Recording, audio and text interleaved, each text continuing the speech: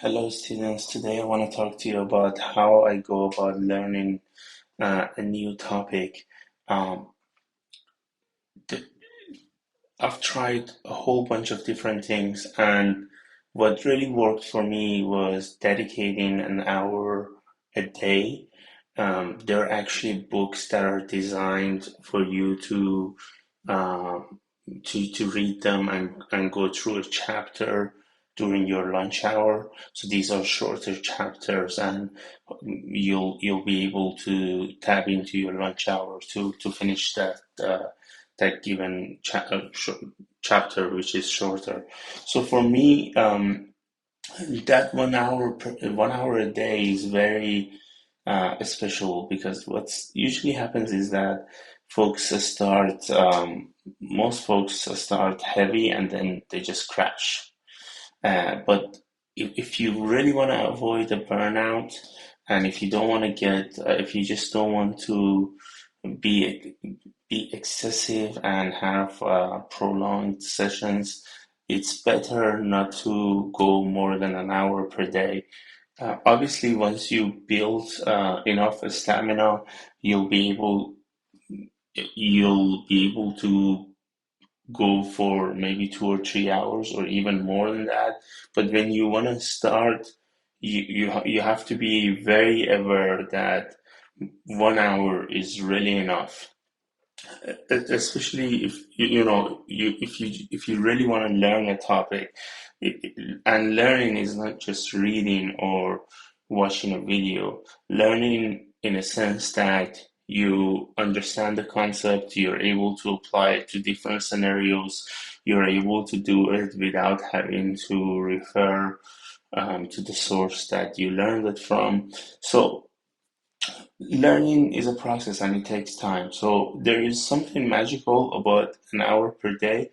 I've seen it works for everyone, guaranteed. The second thing that comes to my mind is staying consistent. I've seen many folks that they start heavy, or they start studying very heavy for a few days, and then they all of a sudden they just stop. They study for 3 or 4 days or 1 week maximum, and then they just stop and they forget about it. Honestly, you need to think of it this way, that if you're just spending an hour per day, it's gonna add up, and by the end of the year, you have more than 300 hours. And 300 hours, that's not bad at all if you really want to think about it. So staying consistent, meaning that you don't stop the learning process. You don't study for 1 or 2 weeks and then just abandon it. You'll do this every day. That's very important. The other thing that comes to my mind is quick resumes. What do I mean by quick, being able to quickly resume, is that obviously it's life and many things could happen. So it's possible that life events happen. Maybe you just wake up and you don't feel good, you don't feel like studying, or maybe your day is very busy. Then don't stop forever. If you miss a few days, that doesn't mean you should stop forever. Resume the learning process as soon as you can. So, and if you really want to think about it, this is exactly what happens to people. They start something, and they're really good at starting, but they're not good at finishing. So you just ask yourself, well, what are the things that I started, but I never got to finish it because somehow I got distracted and then I just abandoned it. So another thing is starting again. If you studied for something and it's been 6 months that you didn't go back to that topic, chances are, you're not going to be able to resume from where you left. You'll have to start from scratch, and it's okay. You'll start from scratch. This happens, especially if it's a long training that takes a couple of months to finish. This is very common to happen. So starting from scratch is not as bad as you think. hopefully you'll remember some of the things that you studied for. And then, so these are the main things that wanted you to be aware of. And then the idea of how do you find your material? So there are courses for anything that you could think of. So you could start with maybe a crash course just to become just to become familiar and familiarize yourself with the general concepts, how to get started for a quick setup, what are the main things you have to learn.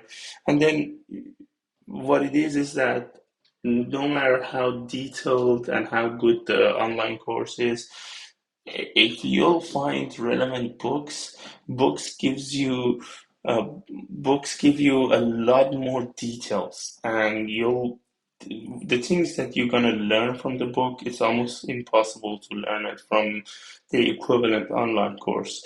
So find a book and read through it, and not just read through it, just try to code along with all the practices, all the examples, and all the activities. And same thing with the book. Don't stop at the first after reading the first two or three chapters. I was reading a book. It was I think it was close to 500 pages. It literally took me 4 months to finish it. And now you could say, oh, 4 months is such a long time. Yes, it is. It was difficult for me to find the balance between work, personal life, and reading that book. And it was a long book. I didn't want to cheat. I wanted to read it carefully, go through all of its exercises, and basically code through it from the beginning to the end. So I'm very happy that I did that. It took me 4 months.